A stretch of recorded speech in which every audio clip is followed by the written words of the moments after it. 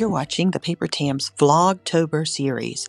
Follow me every day during the month of October, and I'll show you how I use creativity to live life well. Hey guys, I've got you in my studio today. It is the weekend and I've got some dedicated time to work on something that I have been wanting to focus on this third quarter, and it is paper flowers. Now there are tons and tons of videos available out there with different ways of making paper flowers. I've researched several of them and I've kind of mixed and matched up, and I'm trying a lot of things every weekend because I want to make different types of flowers. And I'm experimenting a lot and making a mess and making a lot of mistakes. But I thought I would share with you today one of the easiest flowers that I have found that you can make using just materials at home. You will not believe how easy this is. These are the materials I am using, and I did not buy anything. These were around my craft room. So I have some string. I have 4 sheets of paper towels, some copy paper. I'm choosing to use this legal size instead of the regular 8.5 by 11, but you could use whatever size you have. I've got some water and a watercolor brush, and then I have my watercolors. These are some beautiful ones I got from Paris at Marin Montagu, and I'll open that up. And then I have some glue and a good pair of sharp scissors. If you want to know the size of the paper towels I am using, this is the normal size on the roll that I had. But if you look on my measuring here, we are looking at 11 by 6. Okay, the first thing we're going to do is stack our paper towels and fold them in half. So I'm going to just cut these, and that gives me 8 sheets of this square, almost square, paper towel. The next thing I'm going to do is I'm going to fold it in half, and then fold it in a half again to kind of give me my creases, because I want 4 sections here, you can see. And then I'm going to cut scallops along each edge.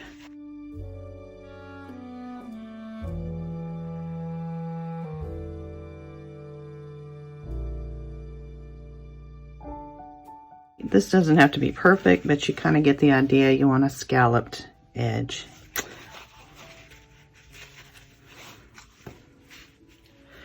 All right, you can just work with this as it is. If you want a white flower, if you just kind of want to play around and have a simple white flower, that can be the easiest thing that you could do. But I have been playing around with some painting techniques and watercolor, and I'm going to show you the simplest thing that I've done to make this flower. Okay, all I did was wet the paper towel stack down the center. You can do it however you want. I'm using a pipette. Down the center, and then across the top, and across the bottom. You just want to make sure all the layers are wet. All right, and then, oops, you want to turn it this way.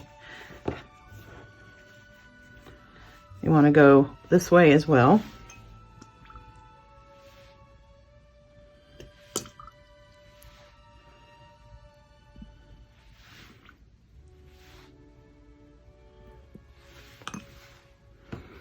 All right, so you want to make sure your scallops are pointing up and down for your next step.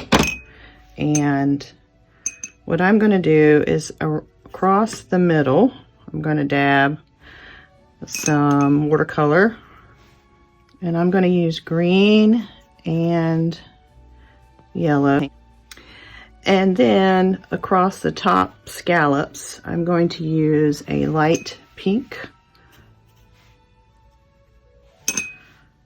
It's more like a peachy color.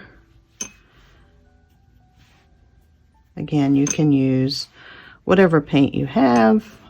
I am personally trying a lot of different things with watercolors, but this is the simplest technique that I have found that pretty much anybody can do. All right, so there's those across there. And I'm gonna do the same thing on this side. Okay, then I'm gonna just fold it up this way, kind of press down, squeezing a little, just trying to force that watercolor stain to go through, especially up here at the top. And then I'm going to take a darker pink, okay, and I'm going to stain these tips.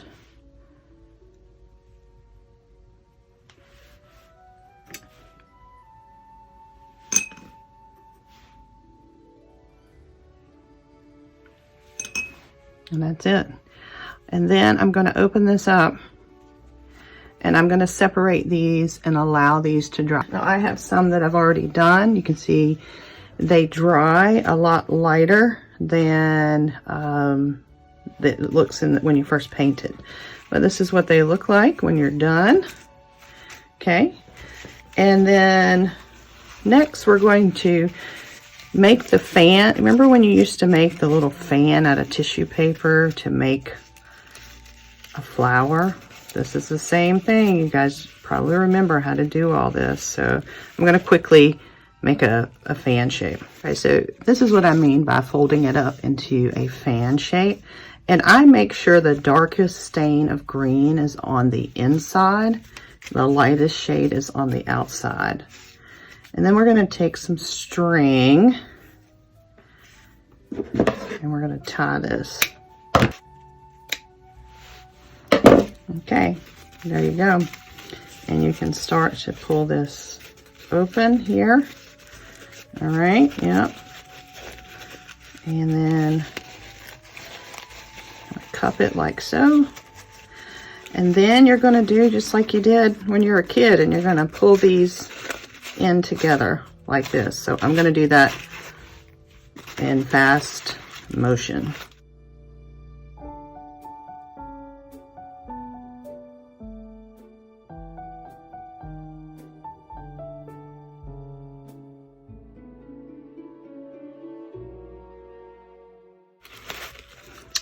And voila, there is your flower. So if you want to open it up a little bit, you can see a little bit of green and yellow in the center. And that's what this one came out to look like. So now we're going to make the stem. For the stem, you want to get out your copy paper and something thin, like a toothpick or a skewer, or I'm just using a paintbrush, because you just need this to kind of get things going with the roll. But you want to start in the corner here and then roll it.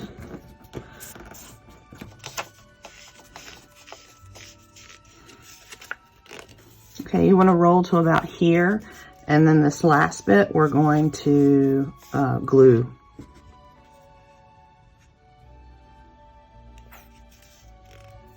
Okay, that's all glued in tight.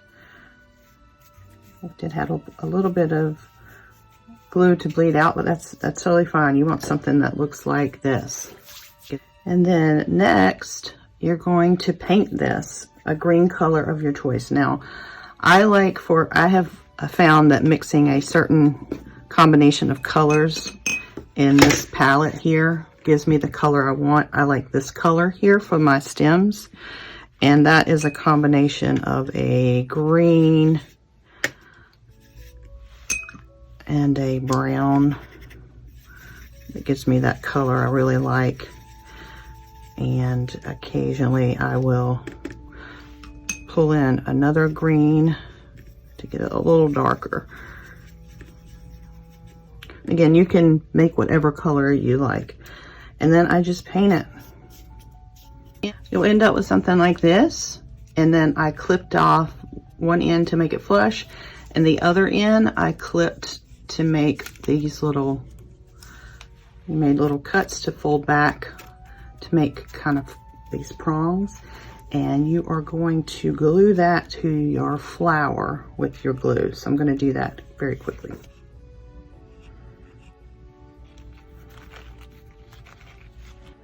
And there you have your rose or carnation, or however you want to color it and shape it. And there you are. I hope you enjoyed this quick little tutorial. I will be experimenting with all kinds of flowers over the next couple of months. So as I learn more and develop my skill set, I'll give you little glimpses throughout Vlogtober of the flowers that I'm making, because I'm trying to build up a bouquet. So anyway, I'll see you in the next video. Bye.